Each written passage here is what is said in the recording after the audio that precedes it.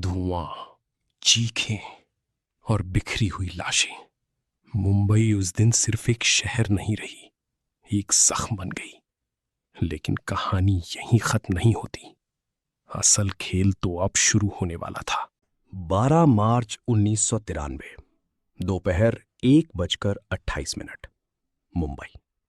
समुद्र की नमी से भरी हवा के बीच शहर अपनी रफ्तार में दौड़ रहा था।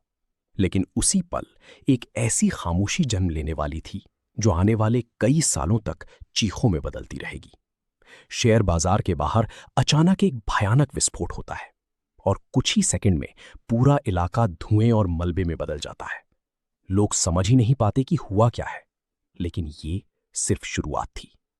एक के बाद एक शहर के अलग अलग हिस्सों में धमाके गूंजते हैं और हर धमाका अपने साथ दर्जनों जिंदगियां निगल जाता है।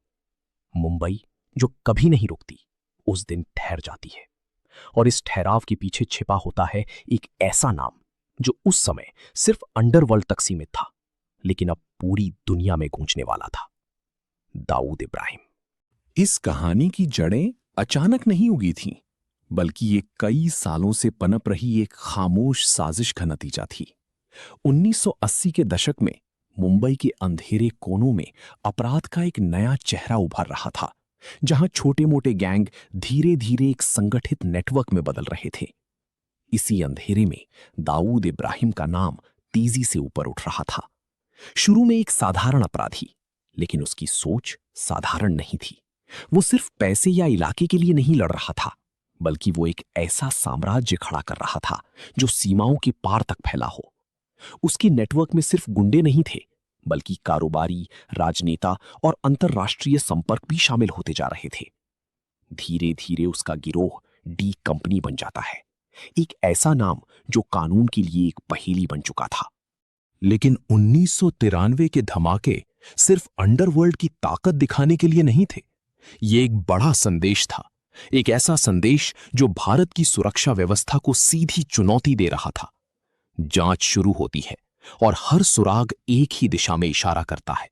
खुफिया एजेंसियां हर छोटी बड़ी जानकारी को जोड़ने लगती हैं और इसी दौरान एक और नाम सामने आता है, अजीत डोवाल, जो उस समय खुफिया दुनिया में अपनी अलग पहचान बना चुके थे।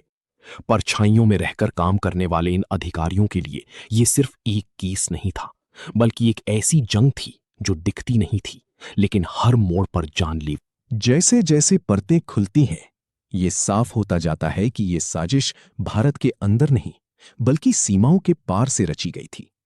विस्फोटकों की तस्करी, हथियारों की सप्लाई और ट्रेनिंग, सब कुछ बेहद सुनियोजित तरीके से किया गया था।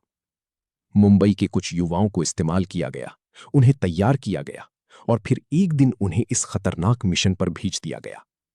हर कदम इतना सटीक था कि शुरू में जांच एजेंसियां भी भटक जाती हैं।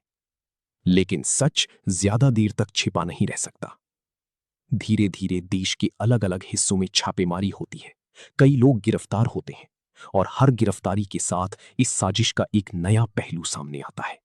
उस दिन मुंबई जरूर थम गई थी, लेकिन उसके बाद देश ने ठान लिया कि अब खामोशी नहीं, जवाब गूंजेगा।